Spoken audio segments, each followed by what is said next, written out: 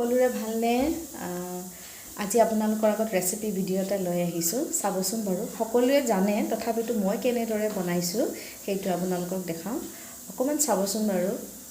যেহেতু মোৰ ল'ৰা দুটাই শাক-পাচলি খাবলৈ খুব বেয়া পায় কিন্তু কণী খাবলৈ খুব ভাল পায় সেইকাৰণে ভাবিলোঁ আজি কণীৰ সৈতে পালেং শাকৰ ৰেচিপি এটা বনোৱা যায় কথামতে কাম লগে লগে বিলাহী এটাৰ সৈতে পালেং শাক অলপমান বইল কৰি লৈছোঁ আৰু এইফালে লগতে আলু এটাও বইল কৰিছোঁ আৰু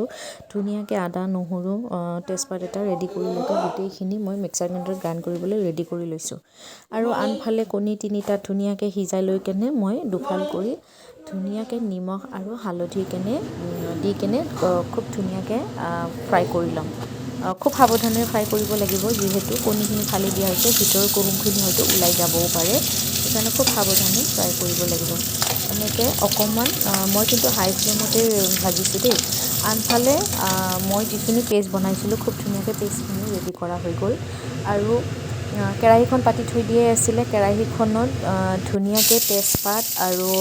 পাঁচফোৰণ কেইটামান আৰু মই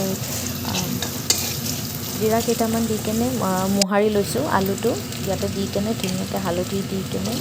অলপ ভাজিছোঁ কিছু সময় ভাজিম যিহেতু হালধি কেঁচা ভাৱটো যাব লাগিব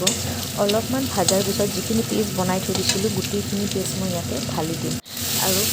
ঢালি দি কেনে কিছু সময় এইখিনি হাই ফ্লেমত কিন্তু ভাজিম দেই ইয়াৰেও কেঁচা ভাৱটো যাব লাগিব খুব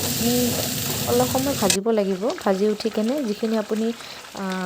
কণী থৈ দিছিলে সেইখিনি ইয়াতে দিব লাগিব লগতে সোৱাদ অনুসৰি নিমখ আপোনাৰ জিৰা দিয়ে যি মছলা আপোনালোকে ব্যৱহাৰ কৰে মই ইয়াতে জিৰা আৰু গৰম মছলা ব্যৱহাৰ কৰিছোঁ